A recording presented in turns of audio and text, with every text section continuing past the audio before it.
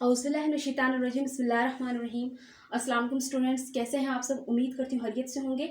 तो class 9th का जो है आज मैं तीसरा लेक्चर देने जा रही हूँ केमिस्ट्री का। और प्रीवियस लेक्चर में हमने ब्रांचेस ऑफ केमिस्ट्री कुछ पढ़ी थी, जिसमें पहली जो थी वो फिजिकल केमिस्ट्री थी। और फिजिकल केमिस्ट्री में हमने कहा कि जो बहुत सारे जो लॉज एंड थ्योरीज जो होती हैं वो जो अप्लाई की जाती हैं मैटर के ऊपर, उनकी स्टडी को हम फिजिकल केमिस्ट्री कहते हैं। इनऑर्गेनिक केमिस्ट्री में हमने कहा कि जो एलिमेंट्स एंड कंपाउंड्स होते हैं कार्बन एंड हाइड्रोजन के अलावा जो जिनकी स्टडी की जाती है वो किस में होती है? इनऑर्गेनिक केमिस्ट्री में होती है। ऑर्गेनिक केमिस्ट्री में जो हमने कहा कि जो बहुत सारे एलिमेंट्स जो कार्बन एंड हाइड्रोजन कंटेनिंग होते हैं उनकी स्टडी को हम क्या कहते हैं? ऑर्गेनिक केमिस्ट्री कहते हैं। फिर एनालिटिकल केमिस्ट्री में पढ़ा कि जो एनालिटिकल केमिस्ट्री होती है उसमें बहुत सारे जो सब्सटेंसेस होते हैं, उनके जो कंपोनेंट्स हैं, उनकी जो एस्टिमेशन, उनकी जो जांच पड़ताल की जाती है, उनको डिटेक्ट, उनको बताया जाता है कि कहाँ पर ये कंपोनेंट लाई कर रहा है, उन सब की स्टडी को हमने कहा एनालिटिकल केमिस्ट्री में। नेक्स्ट नंबर 5 है वो है बायोकेमिस्ट्री।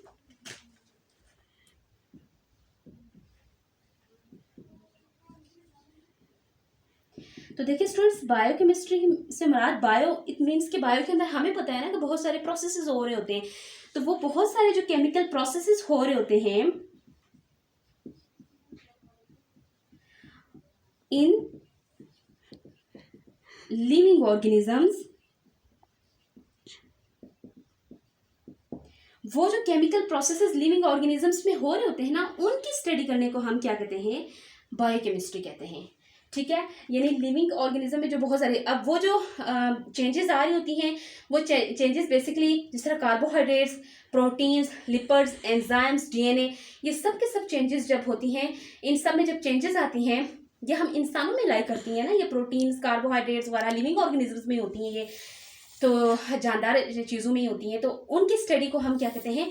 बायोकेमिस्ट्री कहते हैं। नंबर 5 और नंबर 6 में जो चीज़ आ रही है that is called industrial chemistry.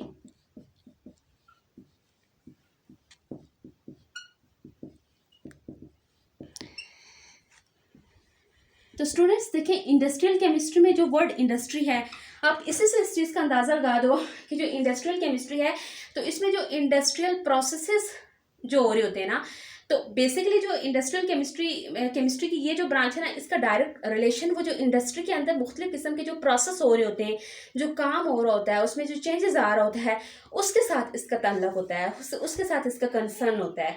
ठीक है, अब वो बहुत सारे जो प्रोसेसेस होते हैं वो प्रोसेसेस आप कह सकते हो ना, जैसे कि हमारे डेली यूजेस में आपने साबुन देखा है, सोप हो गया, डिटर्जेंट्स हो गया, फिर आप ग्लास देखो, ठीक है, ये ग्लास वगैरह, फिर इसके अलावा आप अपने कपड़े, क्लोथ्स वगैरह, ये सब के सब जो चीज़ें हैं ये कहाँ पर प्रिपेयर की जाती हैं? इंडस्ट्री में ही प्रिपेयर की जाती है ना। तो इन सब चीज़ों को का जो डायरेक्ट रिलेशन है, ये डायरेक्ट कंसर्न जो है वो किस ब्रांच ऑफ केमिस्ट्री में आता है? इंडस्ट्रियल केमिस्ट्री में आता है। ठीक है, इसके अलावा नंबर जो हमारे पास ये है, यानी इसका कंसर्न किसके साथ है?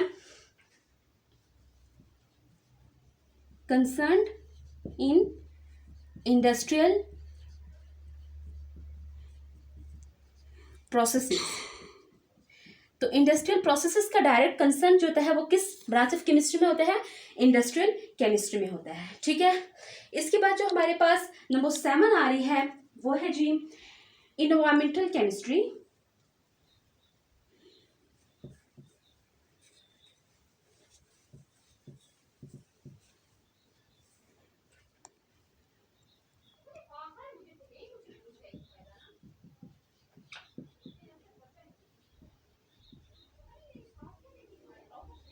इन्वायरमेंटल केमिस्ट्री जो है, इन्वायरमेंटल केमिस्ट्री का देखिए यहाँ इन्वायरमेंट से आप इसका अंदाज़ा लगा दें कि जो इन्वायरमेंटल केमिस्ट्री की वो ब्रांच होती है जो बेसिकली किसको डील करती है? वो केमिकल्स जो कि इन्वायरमेंट को गंदा करते हैं, पल्यूट करते हैं, और उन केमिकल्स का एडवर्स बुरा इफेक्ट होता है इन्वायरमेंट के अंदर, उस ब्रांच ऑफ केमिस्ट्री को हम क्या कहते हैं? इन्वायरमेंटल केमिस्ट्री कहते हैं। यानी कि वो जो ब्रांच ऑफ केमिस्ट्री जिसमें हम स्टडी करते हैं वो केमिकल्स जो कि इन्वायरमेंट को पल्यूट करते हैं और उनका जो एडवर्स इफेक्ट आता है इन्वायरमेंट में, तो उसकी स्टडी को हम इन्वायरमेंटल केमिस्ट्री में देखते हैं। फॉर एग्जांपल आप यहाँ पर देखो एसिड रेन, आपने नाम सुना होगा। देखिए जो एसिड रेन है बेसिकली तो ये क्या करती है, हमारे इन्वायरमेंट को पोल्यूट करती है ना, हमारे इन्वायरमेंट को ख़राब कर देती है, और इसकी वजह से बहुत सारे एडवर्स इफेक्ट हमारे इन्वायरमेंट में आते हैं। और इस सबसे बड़ा जो इफेक्ट होता है वो हमारी हेल्थ के ख़राब होने में, जो कैंसरियस जो प्रोडक्ट्स वाला, जो कैंसर काज करने वाली जो चीज़ें होती हैं, प्रोडक्ट्स वाला जो होते हैं, उनमें ये एसिड रेन फिर जो है ना इस इन्वॉल्व होती है। तो एक ये इसका इफेक्ट आ गया। अगर दूसरा आप देखो तो ओजोन लेयर, देखो ये जो ओजोन लेयर की डिप्लीशन है, इसकी वजह से भी क्या हो रहा है कि जो सूरज की शुआएं हैं वो हमारी जब ज़मीन तक पड़ती हैं ना, तो फिर ओजोन ये होती है कि जो ओजोन लेयर वो लेयर होती है ना कि जो उन शुआओं को साफ करके ज़मीन तक पहुंचाती है। तो जब उसी में डिप्लीशन आ गई है, उसी में सुराख बन गया है, तो वो सूरज की शुआएं सब के सब शुआएं जब ज़मीन में पड़ती हैं तो उनकी वजह से बहुत सारे जो हेल्थ इश्यूज़ वगैरह जो होते हैं वो काज होना शुरू हो जाते हैं, और उसमें भी कैंसर जो होता है एक एडवर्स हेल्थ इशू है। तो ये दो चीज़ें इसमें आ गई, और इन्वायरमेंटल केमिस्ट्री में ये आ रहा है। इसके बाद नंबर 8 जो है, या नंबर 8वीं जो है इसमें, वो आ रही है जी न्यूक्लियर केमिस्ट्री।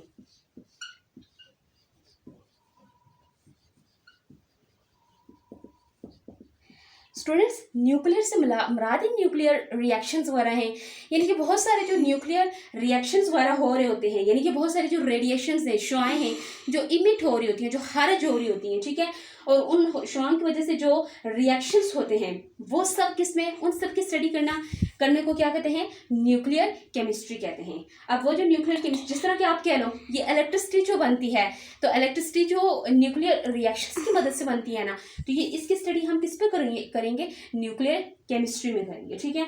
और इसके अलावा बहुत सारे जो रेडियो एक्टिव आइसोटोप्स हैं, अब वो रेडियो एक्टिव आइसोटोप्स जो हैं वो बहुत सारी फील्ड्स में इस्तेमाल होती हैं, जिस तरह के किस में इस्तेमाल होगी, मेडिसिन्स में, ठीक है, मेडिसिन्स में जो रेडियो एक्टिव आइसोटोप्स हैं वो इस्तेमाल होती है। इसके अलावा इंडस्ट्रीज में इस्तेमाल होती हैं, और बहुत सारी फील्ड्स में जो है इस्तेमाल होती हैं। तो उन सब की स्टडी को हम न्यूक्लियर केमिस्ट्री कहते हैं। तो स्टूडेंट्स, आज के जो हमारा लेक्चर था वो कुछ ब्रांचेस ऑफ केमिस्ट्री को डिस्कस करना था। पहले 4 ब्रांचेस को हमने प्रीवियस लेक्चर में डिस्कस किया, अगले 4 को हमने आज के लेक्चर में डिस्कस किया, जो जिसमें बायोकेमिस्ट्री थी। तो बायोकेमिस्ट्री के बारे में हमने कहा कि ये स्टडी, इसमें हम स्टडी करते हैं बहुत सारे जो केमिकल चेंजेस आते हैं लिविंग ऑर्गेनिजम्स के अंदर, तो वो स्टडी होती है, उसकी स्टडी को हम बायोकेमिस्ट्री कहते हैं। फिर हमने कहा जिस तरह के कार्बोहाइड्रेट्स, प्रोटीन्स, लिपिड्स वगैरह आ गए। फिर हमने इंडस्ट्रियल केमिस्ट्री में देखा कि बहुत सारे जो इंडस्ट्रियल प्रोसेसेस के साथ जो रिलेशन होता है वो इंडस्ट्रियल केमिस्ट्री, उसकी स्टडी जो होती है वो हम किस ब्रांच ऑफ केमिस्ट्री में करते हैं, इंडस्ट्रियल केमिस्ट्री में करते हैं। और इसमें हमने बहुत सारे डिटर्जेंट्स, सोप्स वगैरह जो कि इंडस्ट्री में प्रिपेयर होते हैं उनको स्टडी किया। फिर इन्वायरमेंटल केमिस्ट्री है। इन्वायरमेंटल केमिस्ट्री में हमने कहा कि बहुत सारे जो केमिकल्स हैं जो कि इन्वायरमेंट को पोल्यूट करते हैं और उनका एक एडवर्स इफेक्ट आता है, उसको हम ह्यूमन बींग्स के ऊपर, उसकी स्टडी को हम इन्वायरमेंटल केमिस्ट्री कहते हैं। जिस तरह के ओजोन लेयर एक, और सेकंड जो उसकी आती है वो एसिड रेन आती है, ठीक है।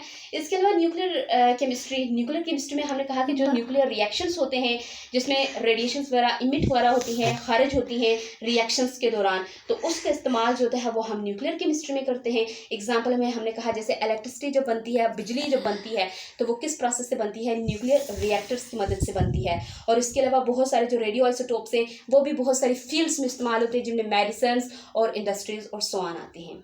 तो आज के लिए इतना ही है स्टूडेंट्स। अगर मजीद आपको कहीं को कन्फ्यूजन वगैरह हुई तो काइंडली आप मुझसे पूछ लीजिएगा। तो अल्लाह हाफिज़।